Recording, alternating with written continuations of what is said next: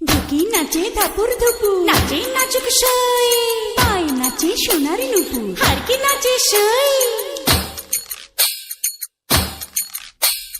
ঢুকি নাচে ধাপুর ধুপু, নাচে নাচুক সই, পায় নাচে সোনার নুপু, হারকি নাচে সই।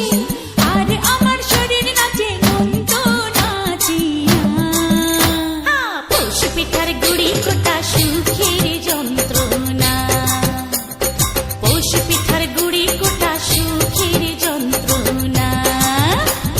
দিন যায় দিন আসে 13 ফাল্গুন 12 মাসে, দিন যায় দিন আসে 13 ফাল্গুন 12 মাসে, পৌষ পিঠার গুড়ি কোটা সুখের যন্ত্রণা।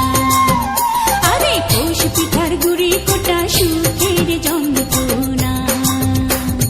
ঢেকি নাচে ধাপুর ধুপু, নাচে নাচুক সই।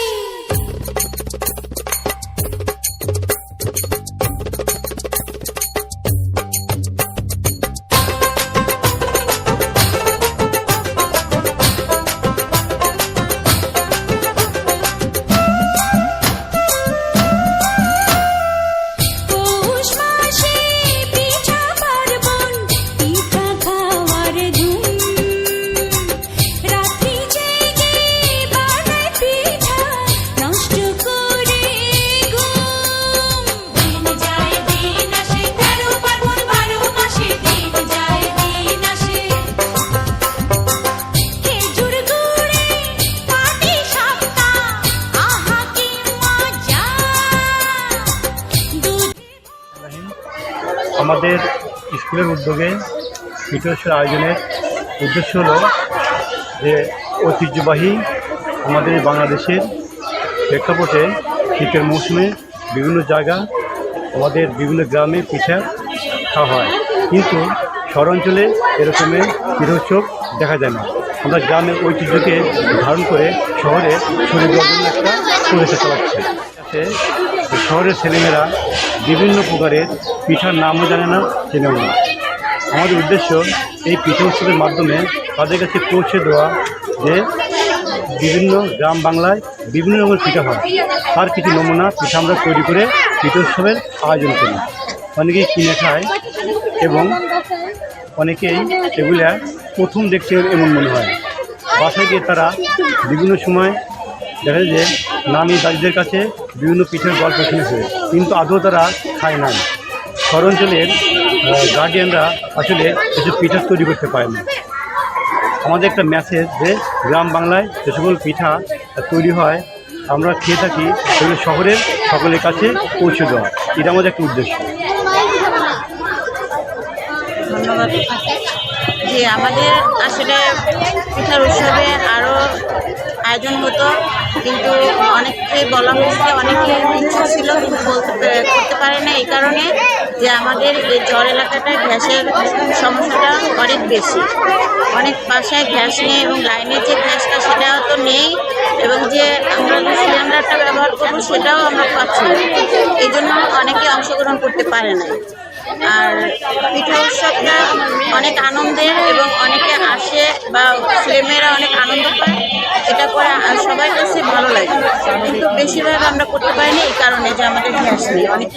অনেক ফ্যামিলিতে গ্যাস নেই এবং চর এলাকায় গ্যাস নেই, যে আমরা যে সিলিন্ডার ব্যবহার করি সেটাও নেই, কারেন্টেরও মানে অনেক। ধন্যবাদ জানাচ্ছি আজকে Sikdar ideal school and college কর্তৃক আয়োজিত এই পিঠা উৎসব যারা অংশগ্রহণ করেছে, অত্র বিদ্যালয়ের শিক্ষার্থী, অভিভাবক ও এলাকার গণ্যমান্য ব্যক্তি সবাইকে শিকদার স্কুলের পক্ষ থেকে অভিনন্দন ও শুভেচ্ছা।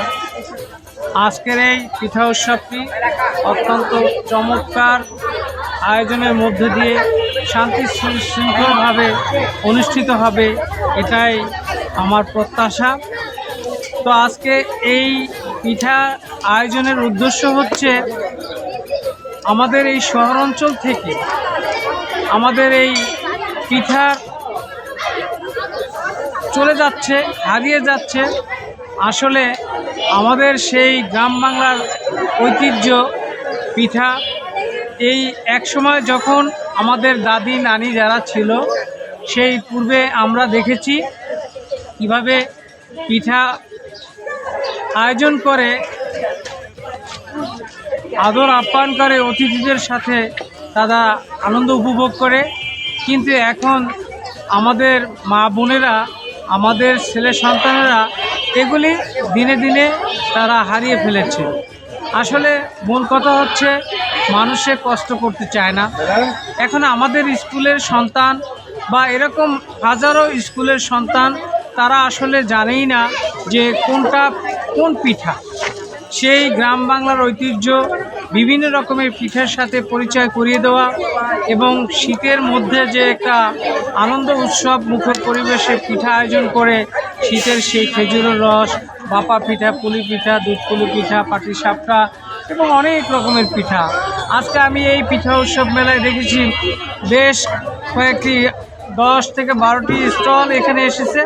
তারা অত্যন্ত চমৎকারভাবে তাদের সেই শিল্প নৈপুণ্য দিয়ে তারা বিভিন্ন রকমের বাহারি রকমের পিঠা নিয়ে এসছে।